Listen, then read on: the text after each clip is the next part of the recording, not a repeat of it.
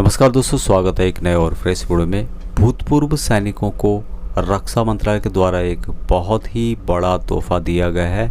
जो भी भूतपूर्व सैनिक हैं, जिसमें फैमिली पेंशनर्स, ओल्ड वीर नारीज, विडोज, सभी के लिए बहुत ही बड़ा तोहफा है। तो पूरी खबर जानते हैं विस्तार से इस वीडियो के माध्यम से। तो दोस्तों, जब से रक्षा मंत्रालय यानी कि भारत सरकार के द्वारा स्पर्श के माध्यम से पेंशन की प्रक्रिया शुरू हुई है, तब से बहुत सारी प्रॉब्लम्स आई हुई हैं। स्पर्श के माध्यम से कोई सॉल्यूशन निकल पा नहीं रहा है। आप बैंक में जाओ तो बैंक को कोई पता है नहीं, जिला सैनिक में जाओ उनको स्पर्श के बारे में कोई पता है नहीं, इसका कोई सेवा केंद्र नहीं है। और पीसीडी इलाहाबाद रिंग करो तो वहाँ पे इसका कोई सॉल्यूशन नहीं है। इसी बात को ध्यान में रखते हुए रक्षा मंत्रालय के द्वारा एक बहुत ही बढ़िया निर्णय यहाँ पे लिया गया है और 4 लाख से अधिक अभी इसके केंद्र पूरे भारत में खोले जाएंगे, यानी कि सेवा केंद्र खोले जाएंगे। एक जो सेवा केंद्र होंगे जिसका कि कोई चार्ज भी नहीं होगा, भारत सरकार ही उसका खर्च वहन करेगी। पूरे बैंकों में जितने बैंक हैं और पूरे भारत में इससे संबंधित सेवा केंद्र खोले जाएंगे, जो कि सभी के लिए फ़ायदेमंद है। तो उन्होंने एक बहुत ही महत्वपूर्ण अपडेट दिया है दोस्तों, और बहुत ही महत्वपूर्ण अपडेट है कि रक्षा मंत्रालय ने पूरे भारत में 4 लाख से अधिक सामान्य सेवा केंद्रों में स्पर्श योजना के अंतर्गत पेंशन सेवाओं को उपलब्ध कराने के लिए समझौता ज्ञापन पर हस्ताक्षर किए।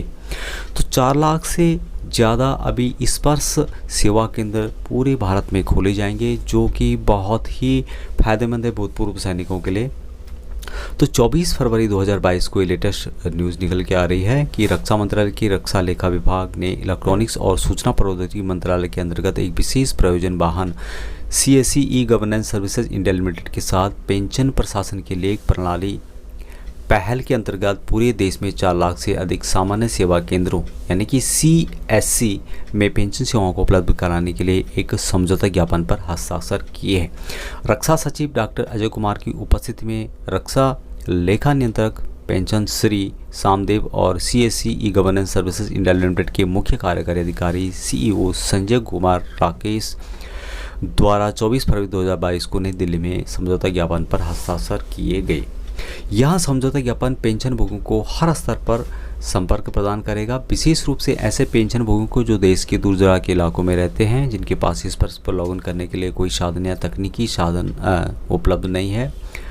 इन पेंशनभोगियों के लिए सेवा केंद्र स्पर्श के लिए एक इंटरफेस बनाए जाएंगे और पेंशनभोगियों को प्रोफाइल अपडेट करने के लिए जो स्पर्श में जो प्रोफाइल बनाना होगा, उसके अलावा जो इनमें शिकायत है, उसके अलावा जो डिजिटल लाइफ सर्टिफिकेट है, उसके अलावा जो मासिक पेंशन जो आती है उसकी अपडेट्स, तो ये जो विस्तृत जानकारी है उसके माध्यम से प्राप्त कर सकेंगे।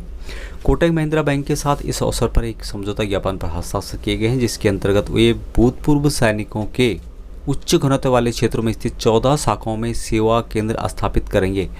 ये केंद्र 161 से लेके DAD कार्यालयों में मौजूद नेटवर्क में और वृद्धि करेंगे और भारतीय स्टेट बैंक तथा पंजाब नेशनल बैंक की लगभग 800 शाखाओं जो पेंशनर को स्पर्श का उपयोग करने में सहायता और सुविधा प्राप्त करने के लिए सेवा केंद्रों के रूप में कार्य कर रही हैं। इन सेवा केंद्रों तक पहुंच पेंशनभोगियों को निःशुल्क प्रदान की जाएगी और इसमें लगने वाला नामात्र का सेवा शुल्क विभाग द्वारा वहन किया जाएगा। यानी कि जो बैंक हैं उनमें भी इससे संबंधित सेवा केंद्र खुलेंगे और इसकी जो फीस होगी वहाँ भी गवर्नमेंट के द्वारा वहन की जाएगी।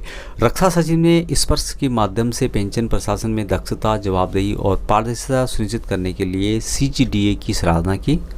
तो यहाँ पे दोस्तों इसके बारे में बताया गया है। डिटेल्स जो मेन बातें थी वो यहीं पे थी। बाकी जो स्पर्श जो केंद्र खोले जाएंगे, 4 लाख से ज़्यादा स्पर्श केंद्र खोले जाएंगे पूरे भारत में। जिस तरह से स्पर्श में बहुत सारी प्रॉब्लम्स आ रही हैं लोगों को,